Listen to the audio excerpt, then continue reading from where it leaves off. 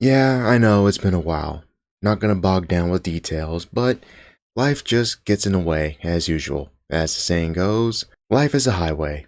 Only my highway is paved with several road constructions and obstacles. It slows me down and makes my expected trip to my destination all the more slow and asinine.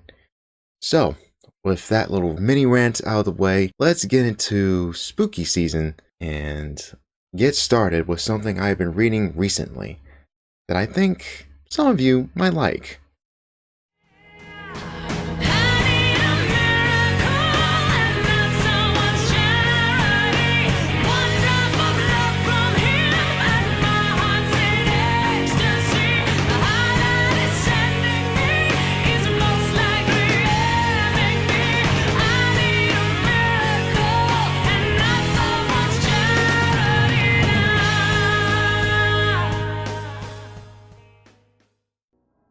Children in Archer's Peak are going missing.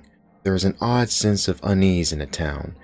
Most children don't come back, but the ones that do have terrible stories of monsters. Things seem bleak until someone new comes into the picture, Erica Slaughter, a monster hunter and drifter who specifically is dispatching these threats no normal human being can face.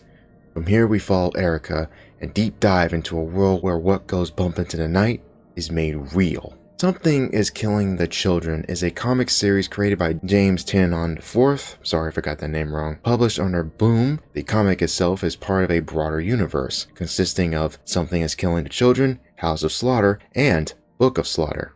Obviously, we'll be focusing on SIKTC, or Children, as I will refer to it from now on, but I will go over the other two to some extent. Now, House of Slaughter focuses on a particular house of our main character Erica Slaughter learned from. It focuses on one of her handlers, Aaron. Admittedly, I have only read a few issues of this comic, and to be honest, I think it's fine. But not as good as Children is, mostly because there are more monsters in that original series, and less of the whole school for monster slayers and inner politics type going on within House.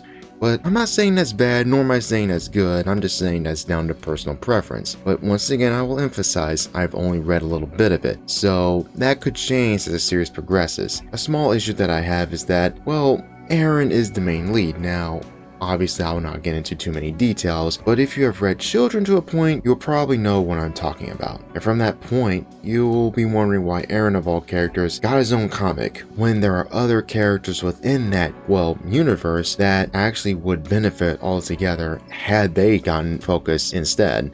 Or hell, make a brand new character and have them be the focus. That way, you don't have that many ties or that many worries connecting to the main series, thus allowing more freedom for House in case something drastic or major actually happens. Instead, because it's Aaron, you kinda have an idea of where things might end up whenever he's in a very tight situation.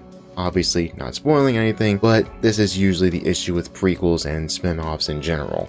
In regards to Book of Slaughter, I can't say much because I have not read it. From the looks of things, it's only a one-shot that goes into some details of the world, the other houses and different clans, and how they operate, how they deal with monsters, and how throughout the globe different cultures affect the monsters in those particular regions and such. Within Children, we learn that, of course, many monsters within mythology and different mythologies actually exist to some extent, so how the house actually deals with them varies from place to place. But again, from the looks of things, Book seems more of a detailed backdrop for people wanting to learn more about the world as opposed to being a legitimate spin-off. But that's just how it looks, I could be wrong.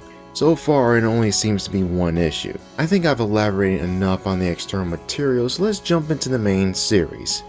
Now, the comic opens with a couple of kids hanging out late at night playing Truth or Dare, only to have a massive cut to one of those kids, James, being questioned by police. He seems dazed, terrified, like he's still processing what he witnessed. We learn something happened as they play their game. The detective asks what happened earlier. James responds in tears, "I heard them screaming." And thus, it begins. From the get-go, Something is Killing the Children lives up to its namesake, telling you at the very start that the threat is real, it has no morals, and it's hungry, showing you why the slayers like Erica exist, and why they're as cold as they appear to be. Following the opening, we follow Erica, our main lead, right after she dealt with a prior threat.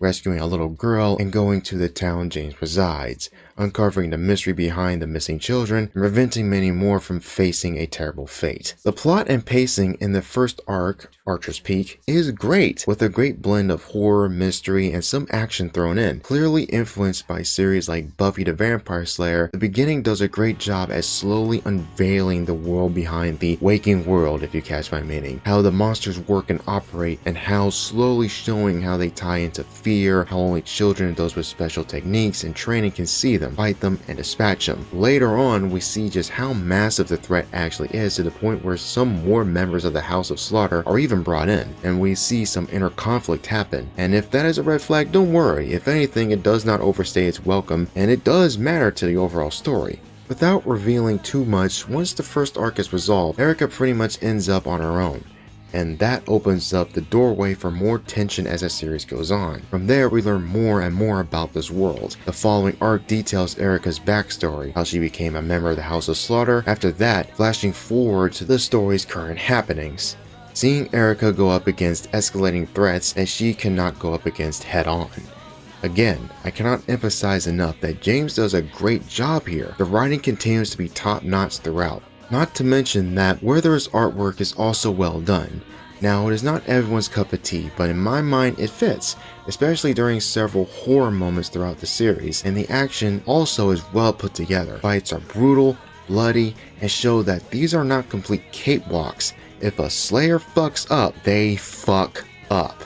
The monsters in this series are also freaky as hell, as you see different types. Road to Tribulation has an eerie changeling, which honestly might be one of the creepier monsters in this series, or at least in my eyes. You're one ugly motherfucker. If there are any real gripes I have for this series, will be that I kind of wish the issues coming out recently were not one-offs, or at least flashback one-offs, that we continue what was going on in the main story, which is usually a sign that you want to see, well, what's going on, what is going to happen next. So I can obviously see that this is meant to be a break for readers, or are meant to be a break from the main story, that we're supposed to see Erica kill monsters in her heyday along with Aaron. But I can see why a lot of people are annoyed by this, because of course, why take away with what is actually making this series fun overall? It's not just the monster slaying, but it's also the story and characters and how things progress. Another gripe would be, without spoiling it, that certain characters didn't die early on. Now, I'm not saying that certain characters should have plot armor, but rather that, well, since that certain characters later on get expanded in flashback arcs and even in prequel and spin-off content, it gives off this sense that James kind of wished he didn't kill them off so early, that they were intended to be expanded on later on, or that he had different ideas for them as he continued writing, pretty much giving the sense that he regrets killing them off so early on, especially a certain character that I will not specify, but if y'all read this comic, you know who I'm talking about. But this might be seen as a nitpick or a legitimate criticism. It's up to you. I've seen people argue these points before, and I've seen people argue against these points, saying that that's kind of the point, that the brutality and the sadness of the story overall is the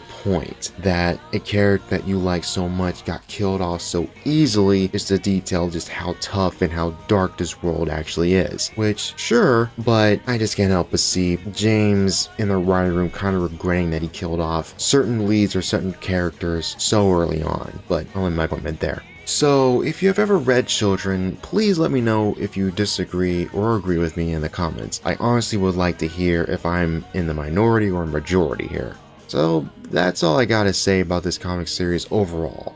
Something is Killing the Children is really solid. I actually thoroughly enjoy it, and is one of the better non-Buffy comics that I've read in a good while, to be honest. So if you like that kind of stuff, monster slaying, horror media in general, this might be up your alley. So I hope you guys check this one out. So that's all I got for now. Of course, be safe and stay chill.